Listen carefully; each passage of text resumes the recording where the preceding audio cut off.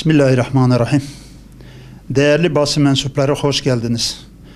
Allah izin verirse 3 konu hakkında görüşümüzü açıklayacağız. Tek parti döneminde tam bir İslam düşmanlığı yaşanmıştır. Onların o zaman İslam aleyhine çıkarmış olduğu kanunlar günümüzde de uygulanmaktadır. Biz bugün sizin vasıtanızla hükümet ve meclisten 3 şey talep ediyoruz. Birincisi, Diyanet'in siyasetçilerin yani iktidarların egemenliğinden çıkarılmalıdır. Tam bağımsız hale getirilmelidir. Diyanet dini temsil ediyor. Dinin sahibi Allah'tır. Esasen tek parti döneminin gayesi dini kaldırmaktı. Halk Müslüman olduğundan direkt yapamadılar.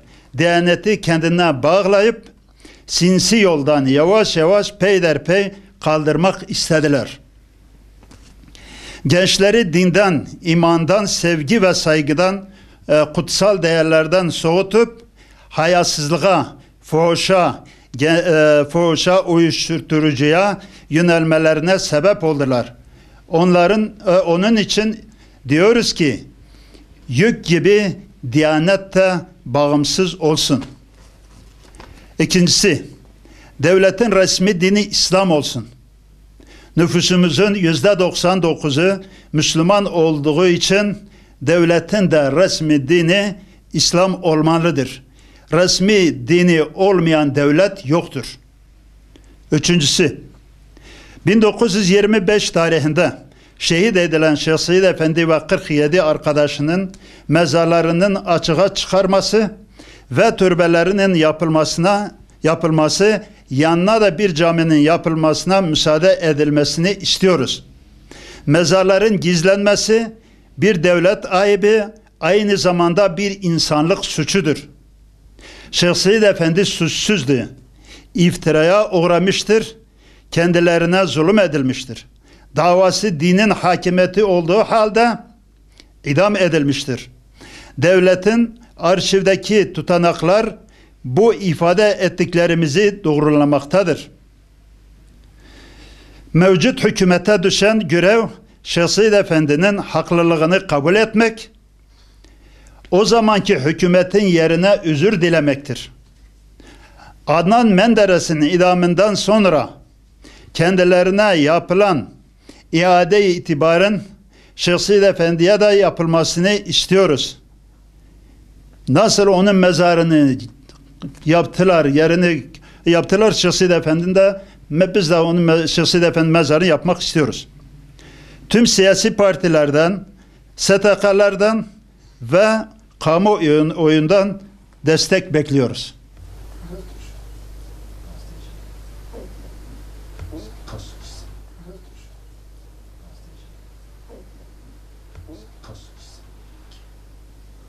Şeyh Said 1925'te 28 Haziran'da idam kararı veriliyor ve 29 Haziran'da onunla 46 arkadaşı şu andaki Dağkapı Meydanı'nda 47 tane dar ağacı dikiliyor ve idam ediliyorlar.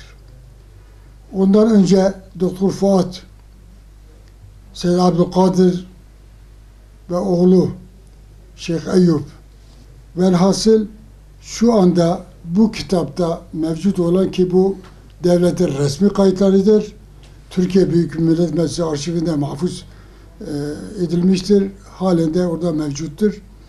Toplam idam sayısı 422 tanedir. Sadece 47 tane değildir. 422 tane idam edilmiştir.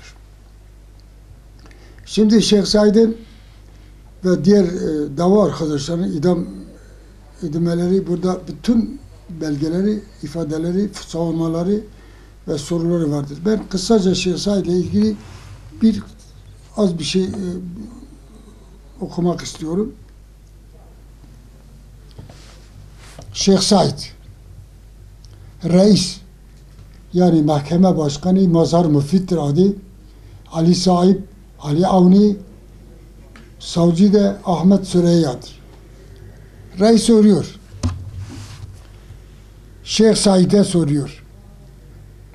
nerede tahsil ettiniz Şeyh Said Efendi? Çok nazik bir şekilde de soru soruyor reis.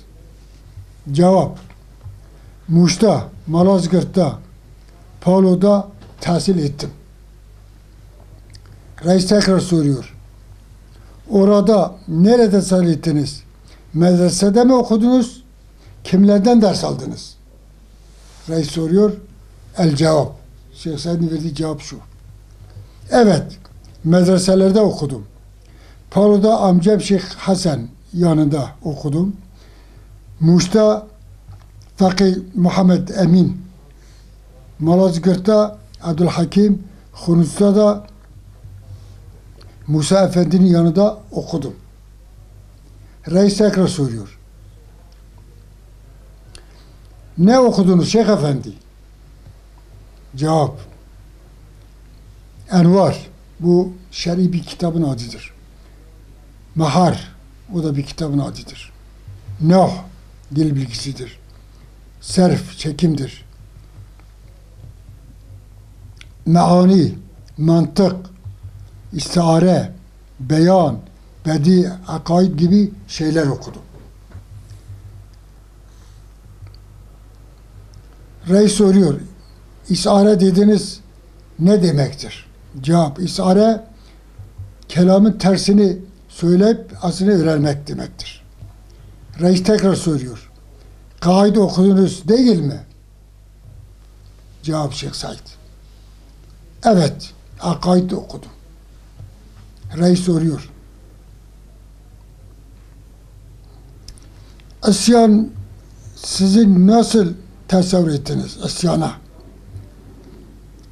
Sizlere bazıları teşvik ettiler yoksa ilham-ı vakı oldu? Cevap Şeyh Said. Haşa. İlham vakı olmadı. Kitaplarda gördük ki imam yani reis vakta şeriat ahkamını icra etmezse kıyam yani baş kaldırmak vaciptir. Bu Şeyh Said'in kısa bir ifadesidir. Zamanımızda yok ki bu kadarıyla iktifa ediyoruz. Şimdi türbesine gelince onun hakkında biraz bilgi vermek istiyorum. Ben emekli bölge vakıflar bölge müdürüyüm. 1935'e kadar bütün mezarlıklar vakıflara bağlıydı. Diyanet Kanunu 1935'te çıktı çünkü Diyanet de vakıflara bağlıydı. Evkaf ve Şer'i Vekaleti diye bir bakanlık vardı. Hepsi ona bağlıydı. 1928'de yani idamdan 3 yıl sonra vakıftaki görevli mühendis gidiyor o mezarları resimlerini harita üzerinde çiziyor. Hem mezarı çiziyor hem mezar taşlarını çiziyor. 1928'de. Bu haritayı ben bir bölge müdürü olarak bizzat gördüm. Ben Arapça, Farsça, Osmanlıca bildiğim için tabi o Osmanlıca yazılmıştı.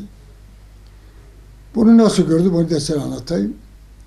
12 Eylül'den sonra Milli Güvenlik Kurulu'nda bize bir yazı geldi. Eski yazıları imha edin. Benim bölgemde 5 vilayet bana bağlıydı. Benden başka Osmanlıca bilen de yoktu. Ben bir bölge müdürü olarak kendim gezdim arşive. Belgeleri inceledim.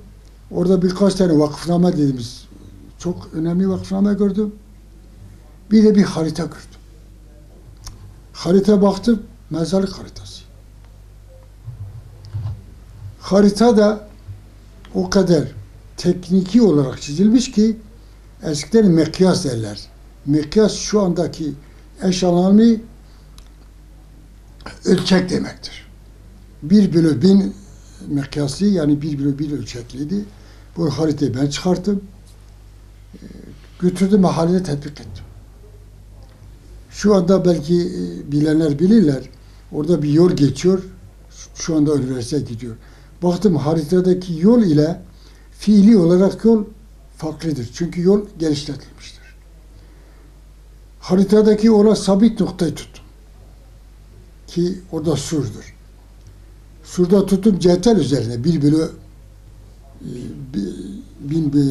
binliktir. 150 metre ölçtüm. 150 metre sonra mezarlık başlıyordu. Şu anda tam noktası ki bu devlet arşivindeki resmi belgedir. Halk arasında söyleniyor, şudur budur falan, ben ona itibar etmiyorum.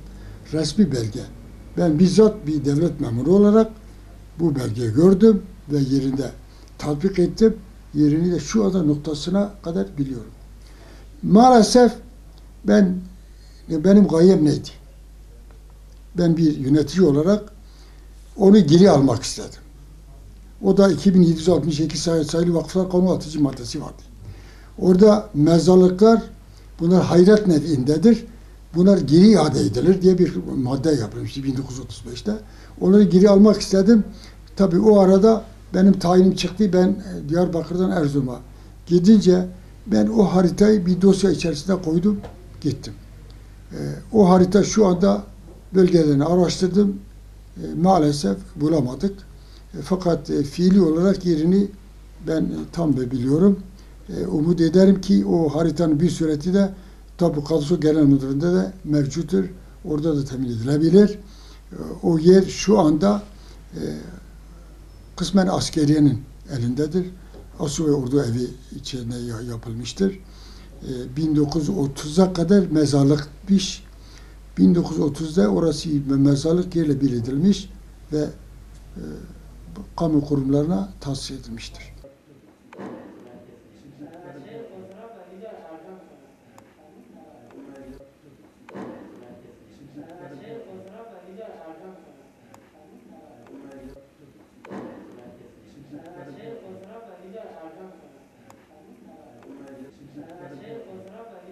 ...1925'te Diyarbakır'da kurulan Şark Sıra Mahkemesi üyeleri bunlardır. Ali Sahip Ursavaş, Avni Doğan,